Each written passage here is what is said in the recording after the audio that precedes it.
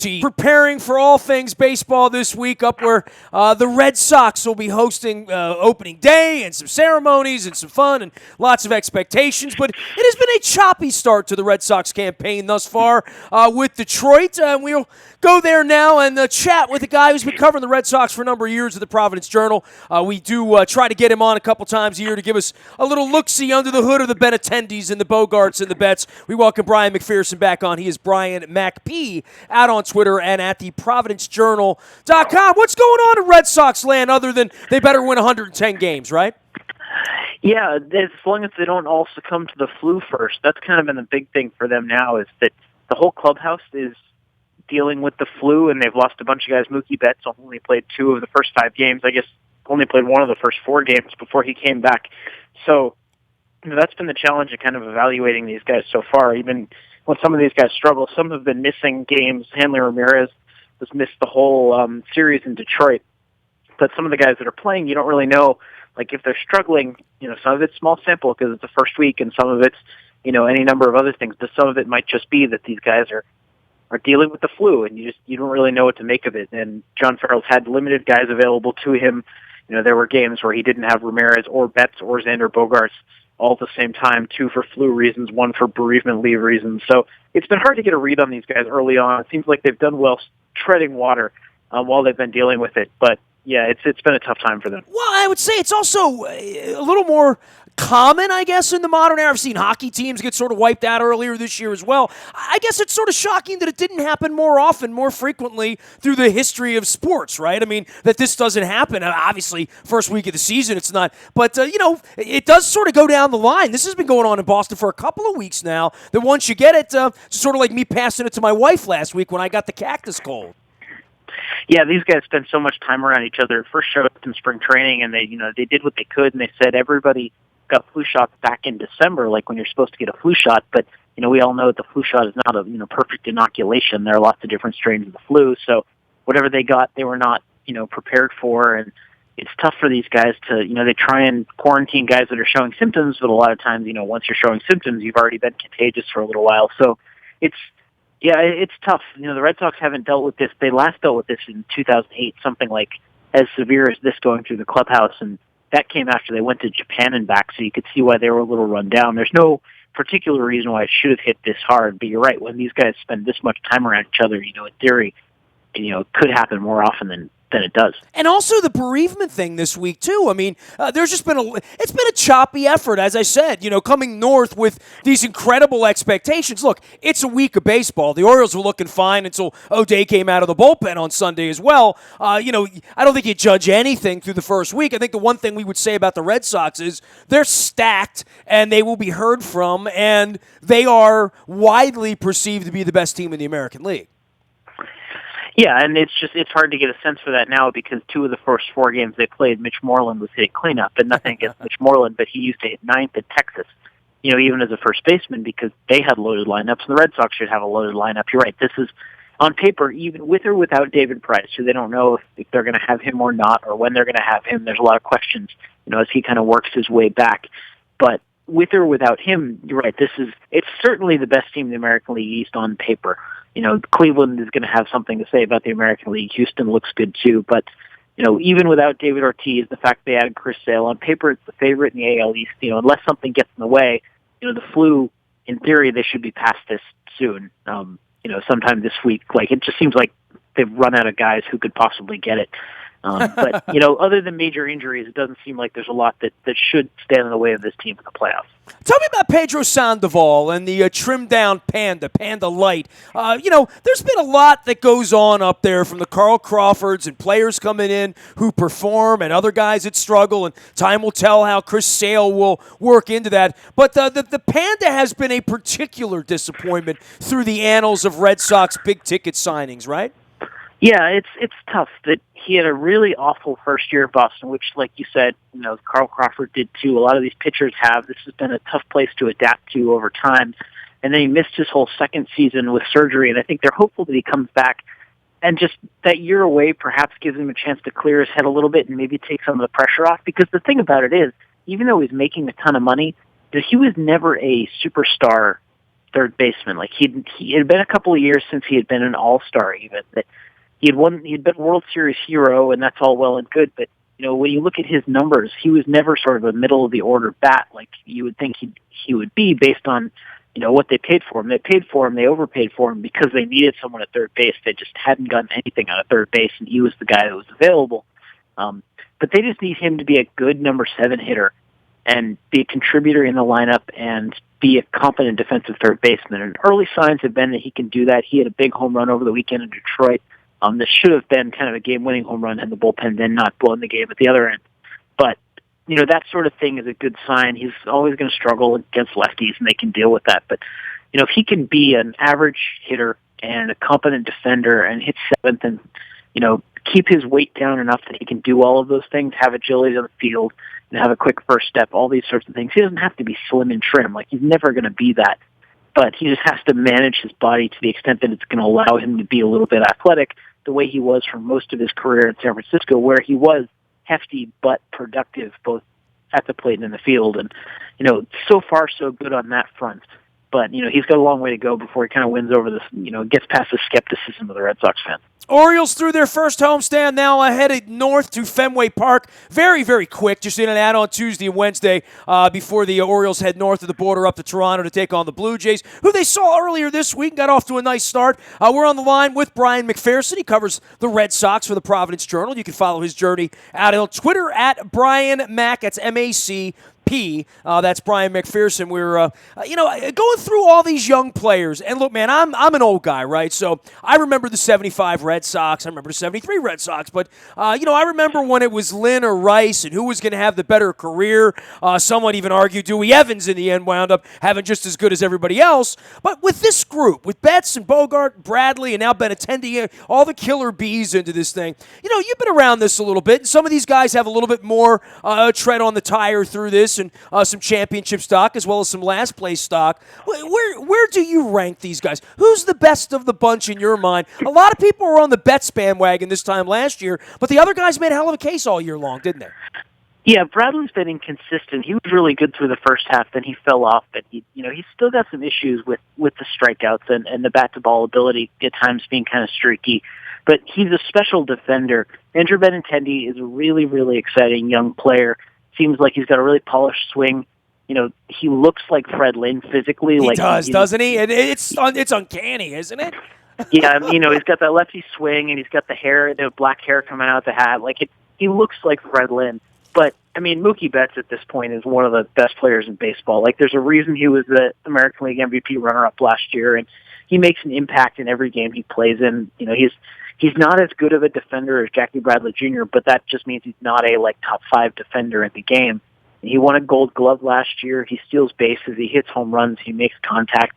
He's a really good base runner. There was a game in Detroit over the weekend where there was a really subtle, sneaky heads-up base running play where he sort of baited Justin Upton into a throwing error, because of an aggressive way that he not only was aggressive in the way he came around second base, but he was alert in the way that he took advantage of the error, which then set up a big rally for them. So things like that, make Betts a really special player. Bradley's very good. Benintendi has a chance to be really good as well, but it's hard not to take Betts at this point over those other two. It is amazing with these young guys. They come into the bright spotlights. We talk so much about, I wonder how Sale will adjust to Fenway Park, and look what it did to the Panda, and look what it did to Carl Crawford. And yet these young guys come through the system knowing they're going to get there and look like, at least in the case of Benintendi and these guys, and I know Bogart struggled early on, and Bradley had struggled early on as well, but they've found some level of comfort there in this system that the Yankees, quite frankly, are looking for. I saw them over the weekend. They're trying to bring up their own young crop and get everybody to sort of feel and look the part of major league players.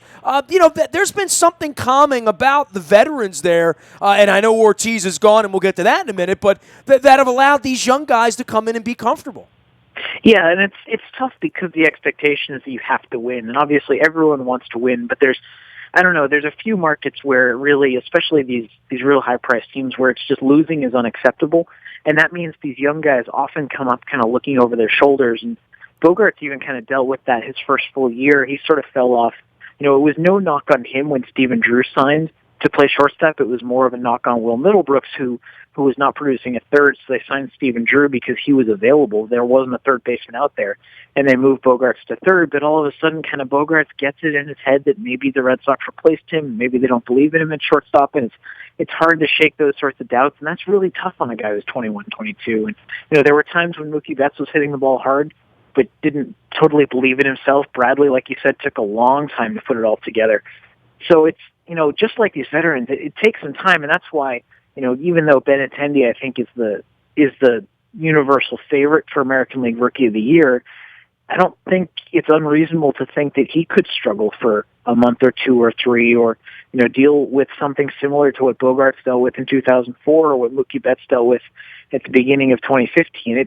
It can be a tough adjustment, especially with that pressure. But you're right, having the veterans around, having these guys who have dealt with it, certainly, to have a Bogaerts and Betts around and Bradley around, especially a Bradley, he was really, he was bad in the major leagues all through 2014 into 2015, and then kind of came into his own late in 2015, and now he is that sort of player. So he can talk to Benintendi about what it's like. And, it's just sometimes it takes patience with these young players. They don't often have patience in Boston. That's why Josh Reddick ended up somewhere else, making a lot of money with Oakland and then with and then with Houston as a free agent.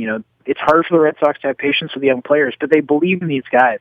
And I think they're going to give someone like Benintendi every opportunity to thrive. Well, there's just demand there in a way. Look, dude, I've been doing this 25 years here in Baltimore, and how many off seasons can I really look at Peter Giangelos and say he went all in? Winning's really important around here. Winning's not important around here. It's nice when they win. They might win. Machado might stay, probably won't. That's there's a different, and I see it with the Ravens to the Orioles here versus where you are in that market there, where the Bruins are in the playoffs now, and the Patriots.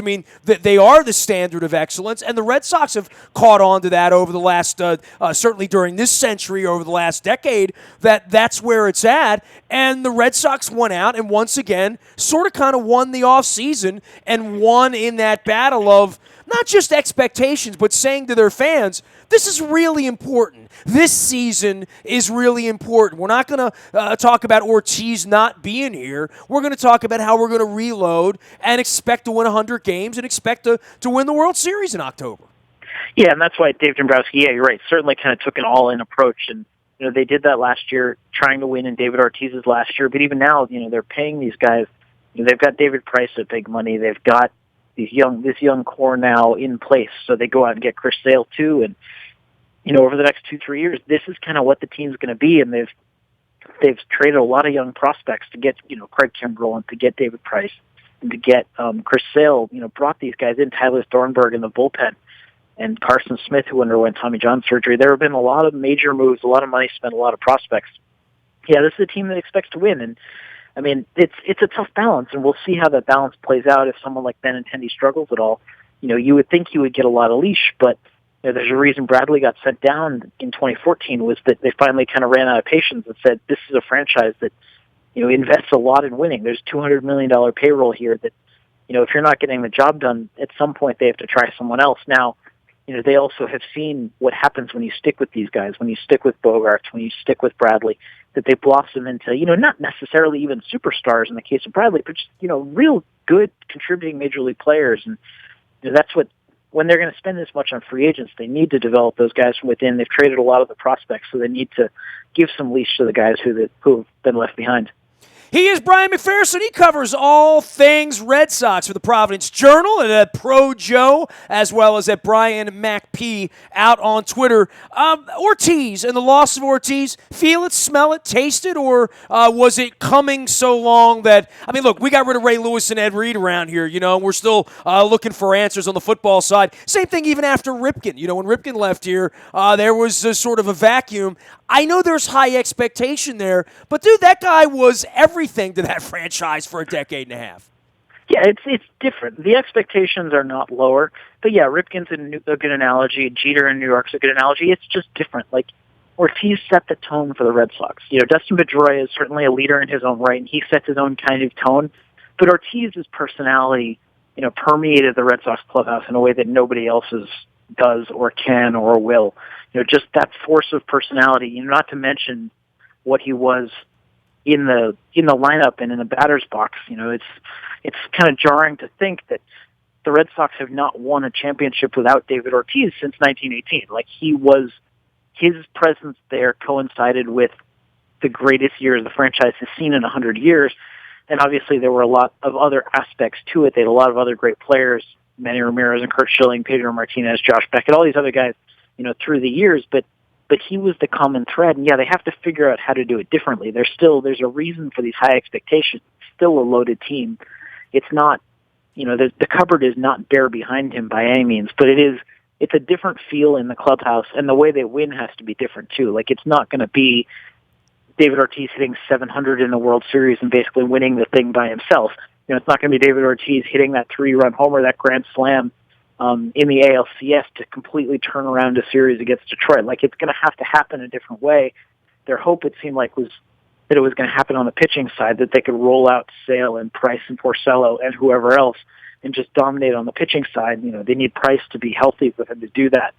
But that's the different way. That was the creative solution because there's just not going to be another David Ortiz.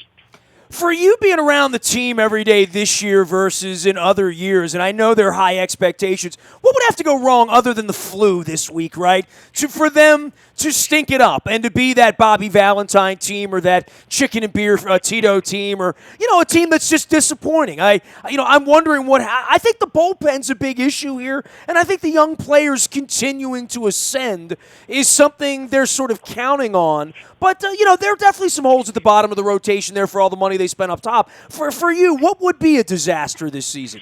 I think injuries would do it, and that's where sort of the Price thing feels a little ominous because we still don't know for sure if Price is going to pitch this year. Yeah, we got Tillman going on around here. We're very familiar with. Hey, the Yankees have Sanchez now. Donaldson went out for the Blue Jays. It happens. Not just the flu.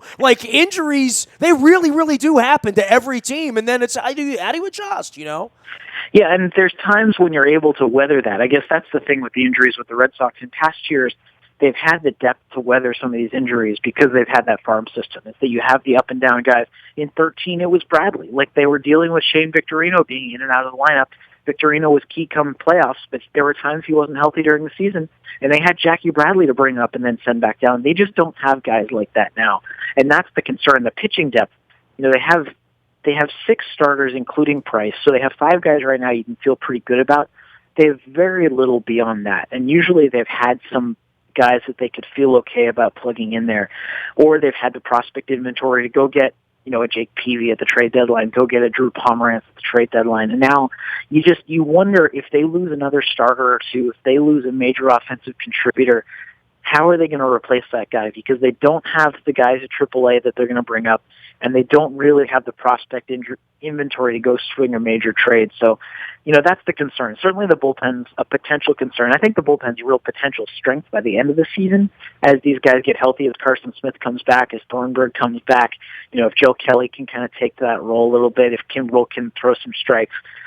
There's some vulnerability there. There's also a lot of upside there. But for me, it's really just, if they have injuries, I don't know if they're going to be able to cope with them the way that a lot of teams are able to cope with their injuries. You're not going to replace your best players with, more great players, but at least you have guys that kind of fill some holes. I don't know if the Red Sox have guys that even can fill holes.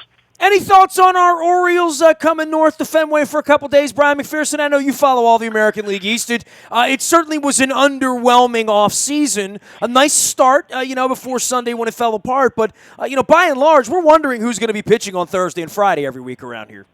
Yeah, it's always tough to kind of have that uncertainty in the rotation. I think we're all interested to see how the defense plays out. The signing of Alvarez and Trumbo and these guys that are not elite defenders, that how they're going to defend in the outfield. Some of it's just it's a treat to get to watch Manny Machado play, and in the same way that Orioles fans, I'm sure are sick of Mookie Betts hitting home runs at Camden Yards. But it's a treat to get to watch Mookie Betts a few times a year. I would imagine the same way with Manny Machado, and just to get to see that kind of talent. That kind of talent at third, a shortstop playing third base with that kind of arm, with that kind of ability. It's just, that's in Baltimore, to get to watch him every day must be a treat. And we're enjoying it. We feel like it's a limited time offer. Yeah, it's tough, and that's the tough thing about those markets. And the Red Sox, face that already people get a little worried about Betts and Bogarts here. And, one of my perspectives is like, if the Red Sox aren't going to pay him, who else is going to pay him? Like, they are that team that can afford to pay these guys. Well, the Jacoby Ellsbury thing happens. Do you get to a point where you're like, well, let somebody else go spend the money on him? I mean, that has happened in that relationship many times, and you have to weigh that, whether you really want Manny Machado for $40 million a year, or do you want 3 pitchers instead? I mean, there's a lot of ways to skin the cat, but it is tough giving away guys that you probably. It was tough for the Red Sox to give away Moncada, right? Yeah, it is, and you didn't really know what Moncada was. It was, in some ways, that was a grass is greener kind of thing, is that you go get the shiny new toy, and Chris Sale, sometimes it works, sometimes it doesn't, and, that's the Red Sox have had hits and misses doing that, but it's nice to have those guys that you kind of tie your franchise to, that Pedroia has just been there. He's been the metronome forever, and, if you're a Red Sox fan, you're hoping that Mookie Betts can be that guy, too, is that he can just be the guy who's there. When he's 37, he's still there, and maybe he's not as good as he was, but he's the connection of the previous era, like Dwight Evans was before him. And that's, for baseball, honestly, Chris Davis is kind of that guy for the Orioles, is that Angelos made the decision that he wanted to keep Chris Davis around. You kind of hope Machado can be the same way, because, Davis is a really good player and, great home run hitter and all that, but, Machado is that sort of generational talent that, he would define that era for the Orioles the way that Cal Ripken did his. I love the way you use the word generational talent, because that's what we call him, a generational talent. Messina got out. Adam Jones kind of hung around a little bit here. We'll see how it turns out. We'll see you guys this week and at the end of next week as well. Plenty of Red Sox and Orioles. Brian, it's always great to check in with you, man. You are a wealth of information about my wife's favorite baseball team from up there in New Hampshire. So I appreciate your journey down from Providence and taking some time with us today. Certainly, not a problem. Happy to join you. You got it. Brian McPherson. You can follow him at Brian MacP out on Twitter, as well as at theprovidencejournal.com. And Projo, I love that, Projo out on Twitter. You can find me out in the Bayou Toyota Audio Vault 24 hours a day from anywhere in the world on your mobile device by downloading the TuneIn Radio app. We do come in crystal clear. We got backside of the Masters, looking at the Caps in the playoffs this week, as well as the NBA playoffs. And, of course, the Orioles heading out onto the road to Boston and Toronto for the week. We're getting up on the NFL draft as well. Ooh, it's busy around here, I would say. That's why the morning newspaper keeps you abreast of everything going on. You subscribe at WNST.net. It's free, and it comes to your email inbox at 7 a.m. each and every morning. And it's brought to you by Planet Fitness and PlanetFitness.com, where it's still $10 a month to get in the best shape of your life. Last but never least, if there's any breaking news at all, and there was a little Wade Miley news on Sunday, and who knows what the Ravens are going to be doing with draft picks between now and the end of April, you'll get it first on the WNST text service. That is brought to you by Coons Ford of Security Boulevard. And, of course, Dennis will be here on Thursday driving you home from 3 until 5. It is the SSV on WNST. We're awaiting the NFL season schedule. We're going to be doing trips to Green Bay, to Nashville, to Minneapolis, to wherever the Raiders decide to play. Our London trip is on sale and selling briskly. We are offering a $100 off deal if you've ever been on a WNST road trip. That's 18,000 of you, by the way. So if you want to jump on the London trip, toss me an email, nasty@WNST.net. It's also under the road trips tab at WNST.net. I am a very available individual on social media: Facebook, Twitter, LinkedIn, Snapchat, Instagram, streaming live on our Facebook Live, as well as our YouTube WNSTV channel. We are WNST.net, AM 1570 and WNST Towson, Baltimore, and we never stop talking Baltimore sports.